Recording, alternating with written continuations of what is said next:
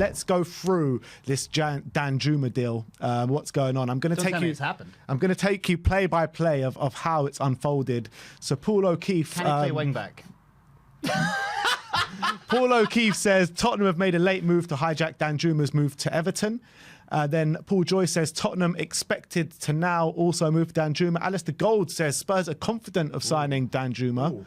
Then Paul O'Keefe says medical planned for Danjuma at Tottenham. Alistair Gold followed up from that and says that Danjuma is on his way to Hotspur Way for a medical. What? Then David Ornstein says Danjuma is set to join Tottenham Hotspur on loan from Villarreal until the end of the season. El Bobo, which is a ITK for Everton, says that Danjuma had already completed terms, media and a medical with Everton and was set to attend the training for the Toffees this morning. However, Everton had found out that his agent has refused to send his registration form to the FA and he is now in talks with Tottenham Hotspur. Gary Jacob of The Times says Tottenham have earmarked Danjuma to replace Lucas Moura, who could leave this month. And there was also an update from Fabrizio Romano, who said that Tottenham have offered a loan deal for Danjuma, also discussing a buy option clause. Spurs feel they can get it done and hijack the deal from Everton agreement. Danjuma is travelling to London after a medical and media was done with Everton over the weekend. And now he's just given us the here we go. We've just got the here we go, people. Shit. Danjuma to Tottenham, here we go. Deal agreed. Hijack completed after player did medical test and media with Everton signing last weekend. Loan agreed with Villarreal. He is on his way to Tottenham for a medical, boarding the Turkish Airlines flight to London as we speak. You see what happens? We've got a signing through the door. I knew this was going to happen today. I knew this was going to happen today. So like, what are you feeling, Brains? What are you feeling about this deal? I want to call Sai up right now and be like, Sai, we saying somebody! And I'm just reading up about him and his attributes that he does have: likes to dribble, likes to cut inside, counter-attacking threat, likes to play short passes, does not dive into tackles. And I was looking at his stats. He actually has played Premier League football, 14 appearances in the Premier League in an injury-ravaged season when Bournemouth, I think, finished very low in the league. Didn't score any goals, but predominantly did play on the wing. In this season as well, for Bournemouth, when he did score all those goals in the Championship, he predominantly played as a winger. 23 games on the left wing, 4 games on the right wing, and 3 games as centre forward, scoring. And all his goals, he scored 10 goals out of 23 games as a left winger with 6 assists in there as well. So I think we're bringing him in as a winger, not to play second fiddle to Harry Kane. So you reckon he's going to come in on the left side, or the left side, and then cut in? I think maybe what we do is make Richarlison that to fight with Harry Kane, Danjuma to fight with Heung-min Son, really, and then Brian just now. Yeah, I know, and Brian Hill to fight with Lucas Moura, to Kulusevski. I mean, yeah. I mean, it solves some problems. So what are you thinking?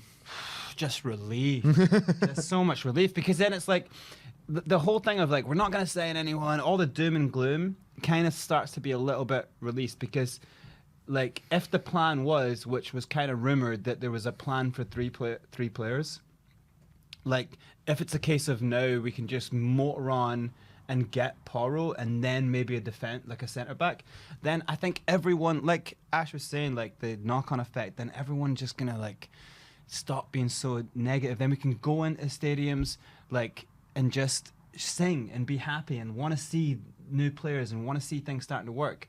I kind of like him. For me, it was like I thought we were closer to the Zaniolo thing. Now I think that's obviously gone, but I think it's a savvy buy. I genuinely think it's a savvy buy. He was killing it in the Champions League with Villarreal.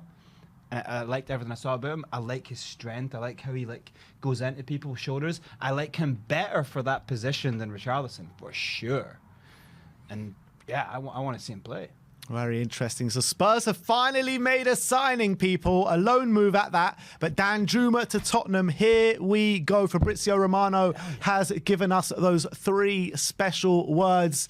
And also, I'll just read... obligation to buy, or...? Nothing like that at the moment we're hearing. So I guess we'll have to wait to see the nitty-gritty of how the deal is being formed. But Romano did say they were working on a buy option. Don't know if it's an obligation or just an option.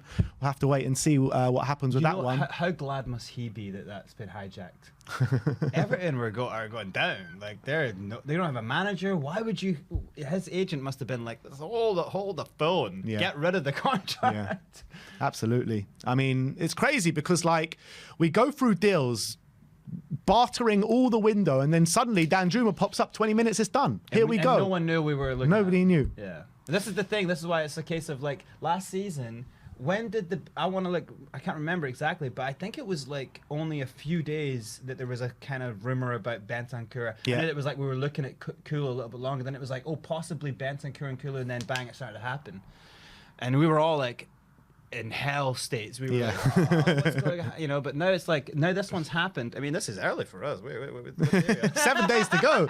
7 days to go. We're already making signings. What is going on here, people? And just to recap the update on Pedro Porro, Ali Gold says, while there's a feeling the transfer could yet go either way, there has been definite progress being made and belief Sporting have begun to shift away from their insistence on the release clause being met. So that's also a very positive update. So if Danjuma's through the door now, if we do get a Porro through the door and those are the only two players that come in, what would your outlook on the window be? I still think that's positive, because the hardest thing is to get centre-backs, because if you could like get a centre-back in and panic buying, it just makes your situation worse. So obviously I'd love if we got like one centre-back, almost even more than the right wing-back, because I think if you strengthen your centre-backs, everything else gets better.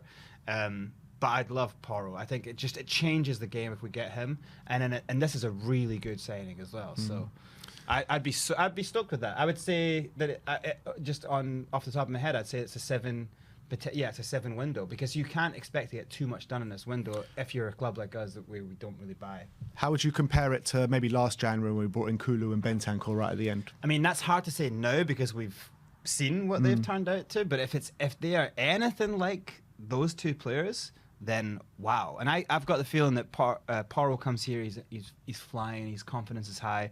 Danjuma as well. Danjuma's gone and played incredibly well. Hasn't he won the trophies with Villarreal? Like, I'm not sure what he's won. They won the Europa League not long ago. Yeah. Yeah. So he was in that. So, so he's a player coming with a winning mentality.